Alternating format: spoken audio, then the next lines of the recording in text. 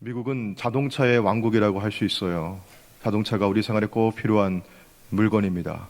미국의 자동차 회사 가운데 양대 산맥이라고 할 수 있죠. 포드와 GM인데요.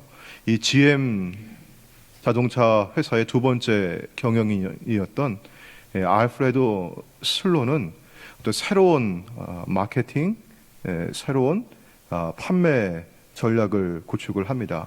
그래서 취향과 선호도, 어떤 경제력에 따라서 자동차 메이커와 브랜드, 모델을 다양화해서 사람들의 소비 욕망을 자극을 해요. 그래서 차를 어느 정도 기한이 되면은 금방금방 바꾸고 싶은 그런 마음이 들게 합니다. 그래서 자동차 교환 주기를 짧게 만들어서 판매량을 엄청나게 늘렸습니다.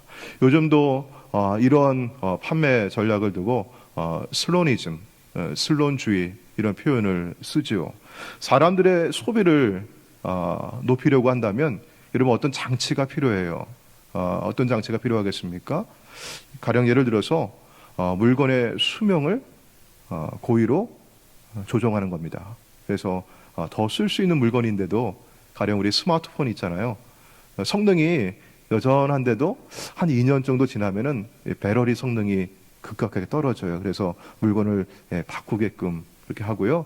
또 광고나 뭐 여러 가지 모델을 다양화해서 유행을 만들어요. 그래서 금방 물건에 뭐가 나게 합니까?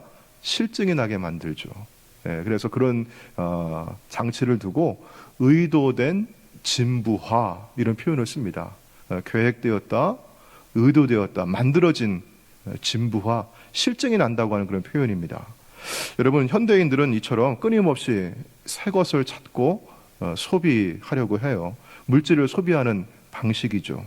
자, 그런데 문제는요, 물건을 소비할 때뿐만이 아니라 그렇게 사람을 대하고 그렇게 사람을 대하듯이 누굴 대합니까? 하나님을 대한다고 하는 것이죠. 우리의 일상생활 가운데 이런 실증, 새 것을 찾고자 하는 욕망은 이미 깊숙하게 우리 마음속에 젖어 있습니다. 그래서 인간관계가 오래도록 진득하게 지속되지를 못해요. 금방 사람의 실증을 냅니다. 그러면 상대를 어떻게 바꿔야겠죠. 혹은 어떤 사람과 어떤 그룹과 오래도록 관계를 지속하다 보면은 불현듯 이런 불안한 마음이 들어요. 왜 그렇지?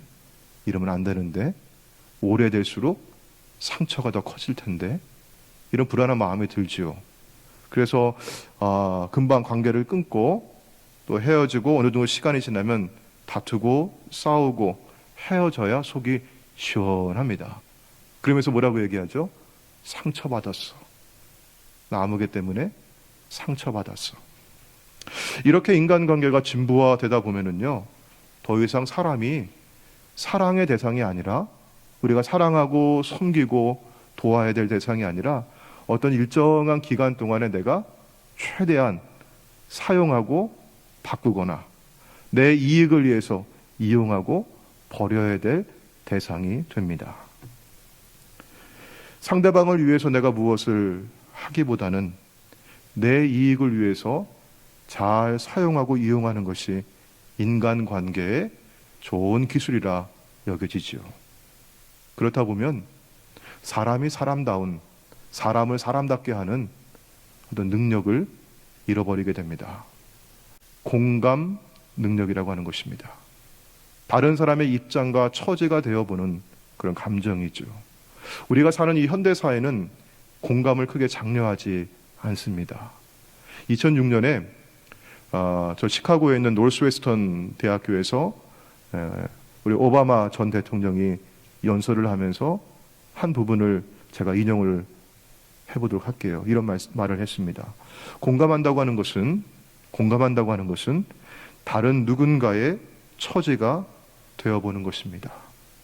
우리와 다른 사람의 눈으로, 배고픈 아이들의 눈으로, 해고된 철강 노동자의 눈으로, 당신 기숙사 방을 청소하고 있는 이민 노동자의 눈으로 세상을 바라보는 것입니다. 하지만 우리 살고 있는 이 세상은 우리가 공감하지 않도록 공감을 장려하지 않는 문화 속에 살고 있습니다. 참 안타깝죠. 사람이 다른 사람의 어떤 아픔을 좀 이해하고 같이 좀 슬퍼하고 또 같이 기뻐하고 함께 웃고 함께 우는 게 사람 사는 방식일 텐데 그런 능력을 점점 잃어가고 있습니다. 여러분, 공감하려고 하면 그만큼 관심을 기울여야 합니다. 자주 봐야 하죠. 농담 삼아서 우리 그런 말들 하시죠? 자꾸 보지 마. 그러다 정들어. 여러분, 참말이에요. 사실이에요. 자꾸 보면 정이 들어요. 자꾸 만나면, 자꾸 얼굴 보면은 그 사람을 어떻게 이해하게 되고 관심을 갖게 되고 사랑하게 됩니다. 그런데 요즘 우리들은요, 별로 정들이고 싶어 하질 않아요. 그냥 물건 소비하듯이 그렇게 인간관계를 맺고자 합니다. 병처럼 별로 정들이려고 하지 않고요. 정들여봐야 그 유효기간이 매우 짧습니다. 곧 실정이 나고 사람을 바꿔야 시원합니다. 의도된 진부하라고 하는 이 소비주의의 메커니즘은 우리 인간관계에도, 그리고 여러분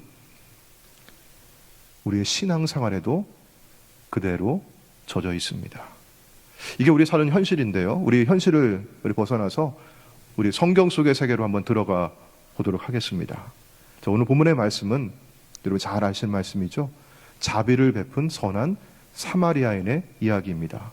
어떤 율법 교사가 예수님께 다가와서 질문을 했어요. 선생님, 어떻게 하면 내가 무슨 선한 일을 행하면 영생을 얻겠습니까?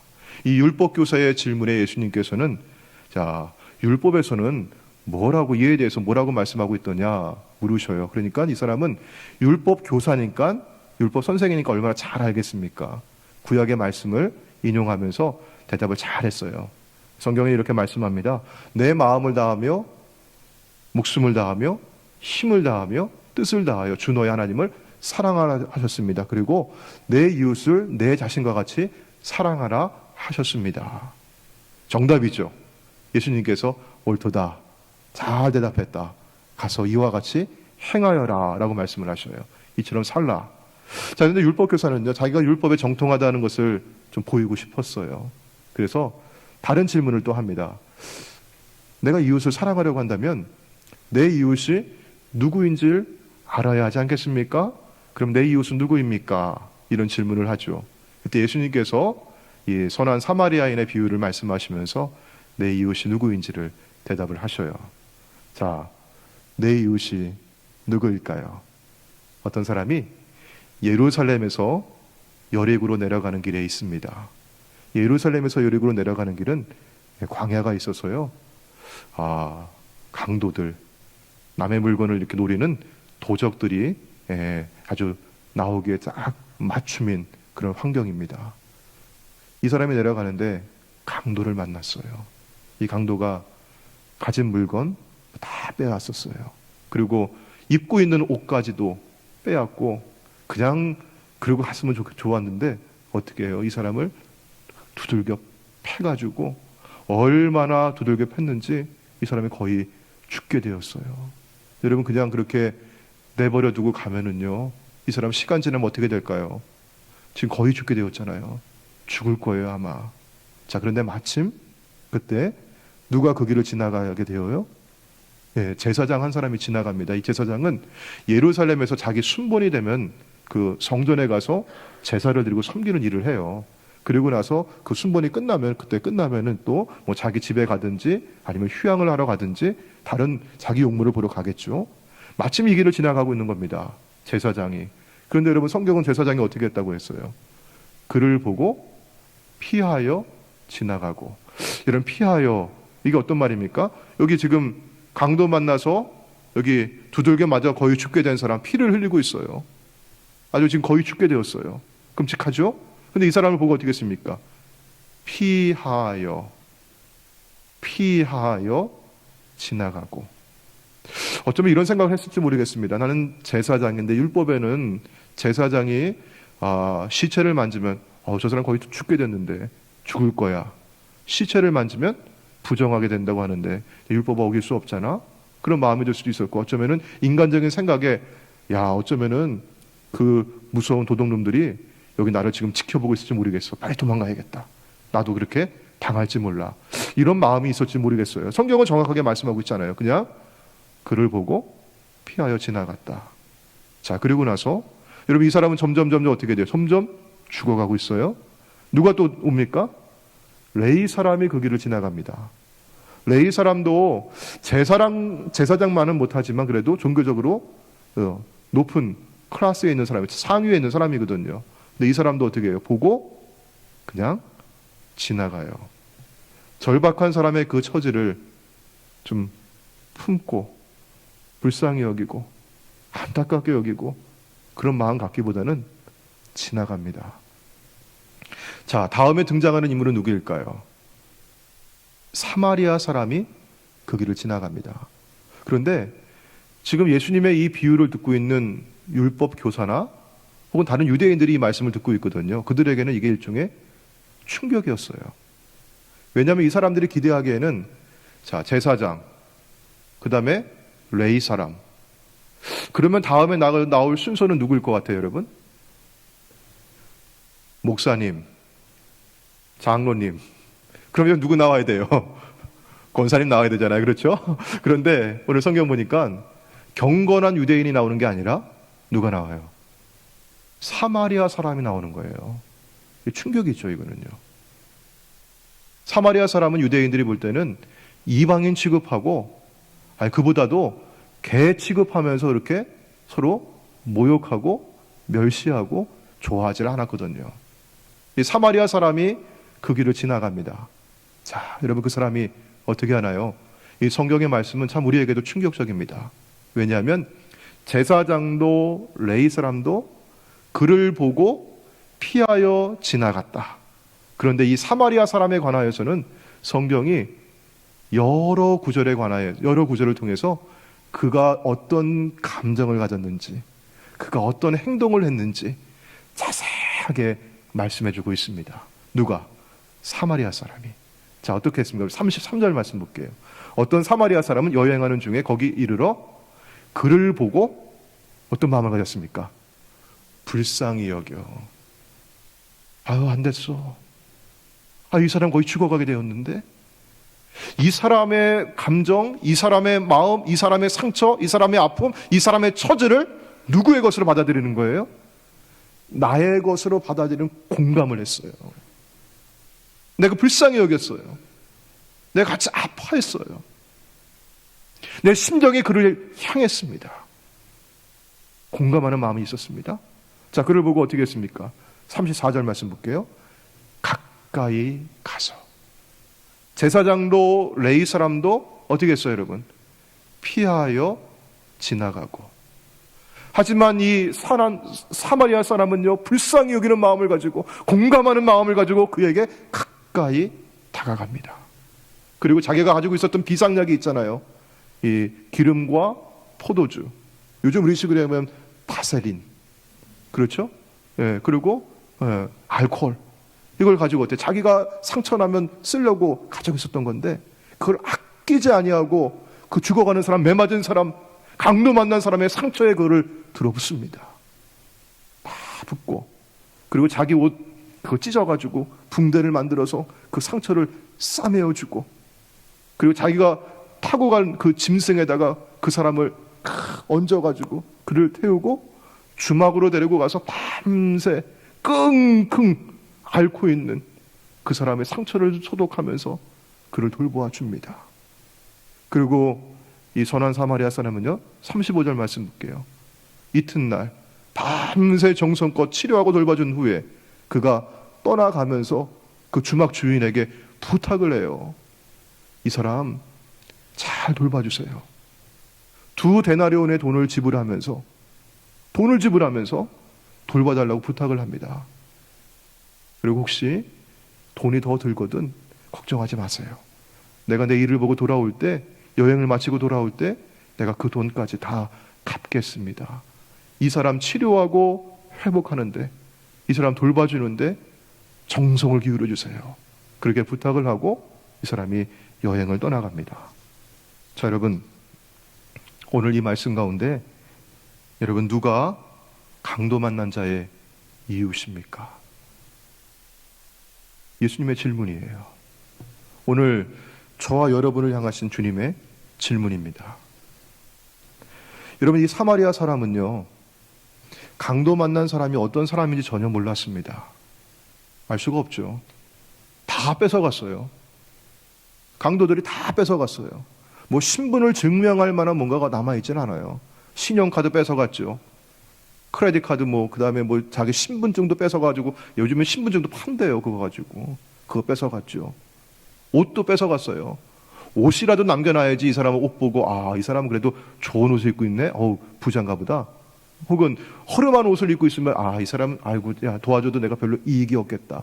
그런 마음이 들 텐데, 이 사마리아 사람이 볼 때는요, 이 사람이 어떤 사람인지, 이 사람이 부자인지, 이 사람이 신분이 높은 사람인지, 이 사람이 착한 사람인지, 의로운 사람인지, 아니면 이 사람이 나쁜 사람인지, 이 사람이 가난한 사람인지, 이 사람이 별 볼 일 없는 사람인지 그건 몰라요. 오직 관심은 뭐였습니까?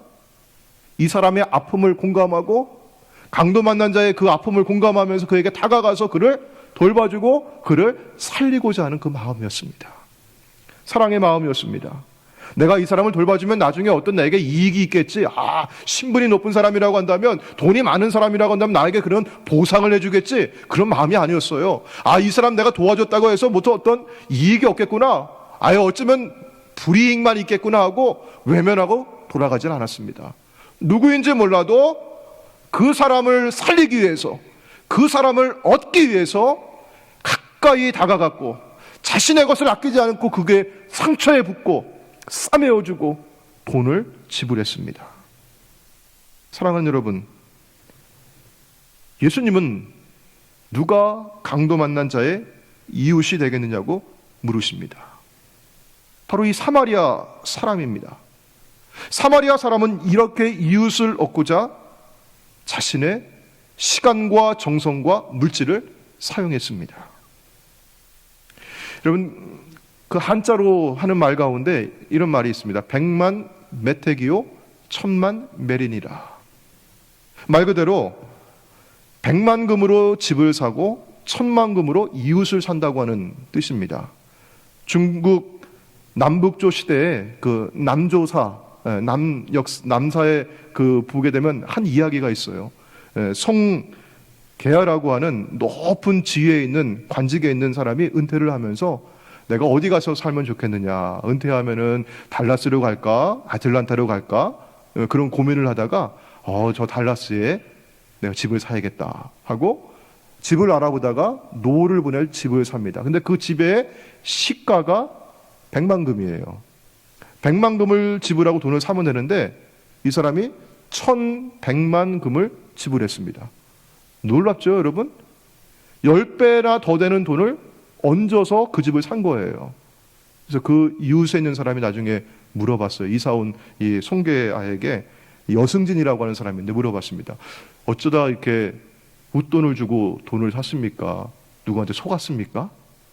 그러니까 대답하는 게 100만 메테기요 1000만 메린이라. 아닙니다. 집을 사는데 100만 금을 지불했고 당신과 같이 좋은 이웃을 얻고자 1000만 금을 지불했습니다.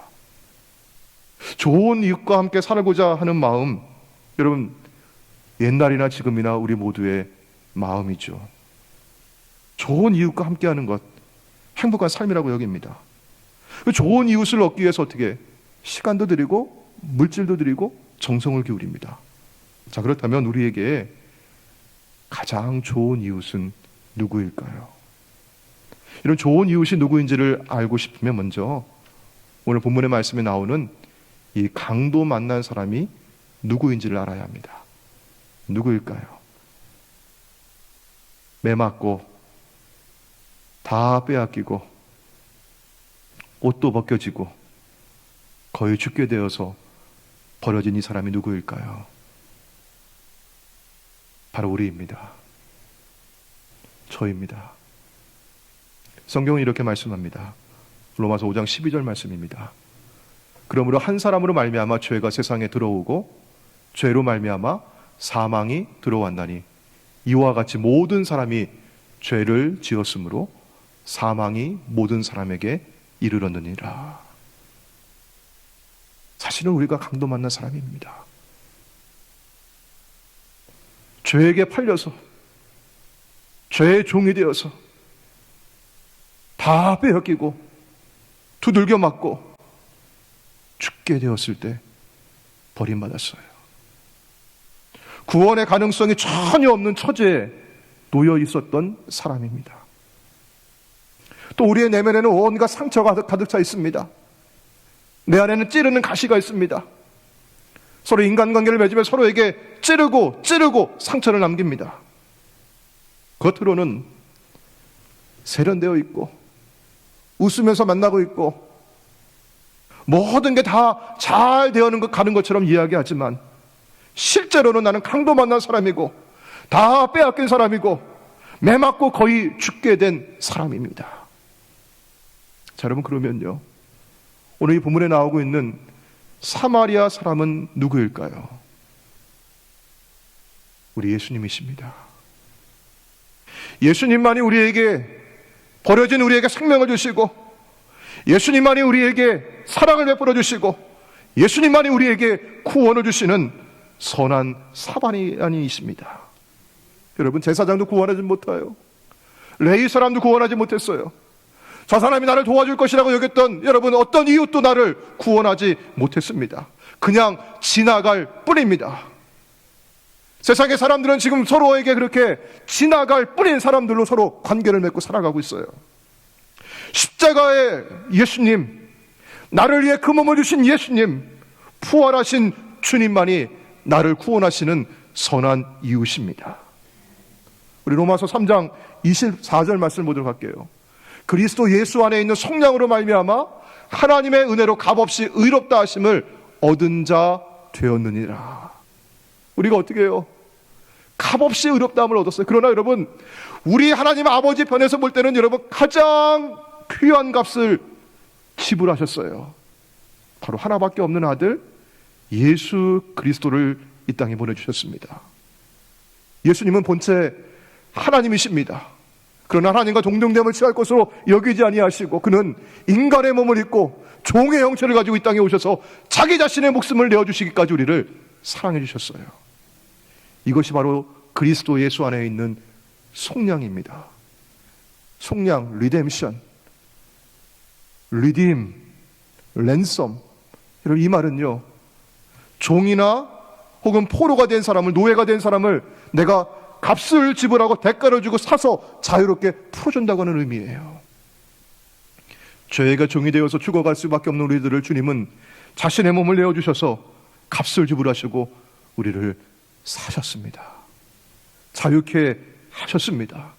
우리의 상처로 굶어있던 이 심령을, 죽어가며 그 상처로 인해서 아파하던 심령을 주님께서 은혜로 치유해 주십니다.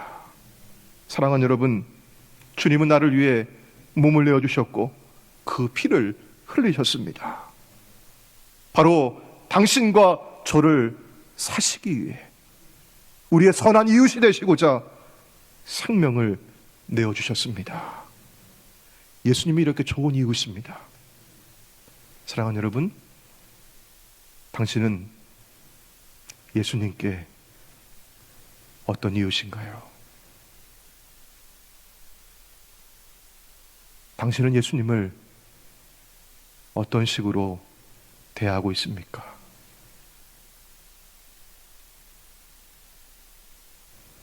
그냥 물건을 소비하듯이 물건을 쓰고 바꾸고 버리듯이 어느 정도 기간이 되면 만족이 끝나고 감사가 다 끝나고 실증이 나서 바꿔야 하듯이 그렇게 사람을 대하고 그렇게 교회를 대하고 그렇게 예수님을 대하지는 않습니까? 은혜를 받았고 예수님의 사랑을 받았고 신앙 체험도 했지만 곧 사랑은 식어버리고 실증이 나서 예수님과 멀리 있지는 않습니까? 예수님마저 내 이익을 위해서 이용할 대상으로 여기고 있지는 않습니까? 사랑하는 여러분, 오늘 주님의 말씀을 가지고 여러분에게 권면합니다. 예수님을 사랑하십시오. 내 몸을 사랑하듯이 그렇게 이웃을 사랑하라고 주님은 말씀하셨고, 그 말씀대로 이웃을 얻고자, 우리의 생명을 구원하고자 자신의 몸을 내어주셨습니다. 아낌없이 내어주신 주님을 여러분 그렇게 사랑하시기를 바랍니다. 예수님의 몸인 교회를 사랑하십시오. 그리고 그 몸의 여러 지체가 된 우리 옆에 있는 성도들, 형제와 자매들을 사랑하십시오. 이것이 율법과 선지자의 강령이고, 이것이 아들을 주시기까지 우리를 사랑하신 하늘에 계신 우리 아버지의 뜻입니다. 기도하겠습니다.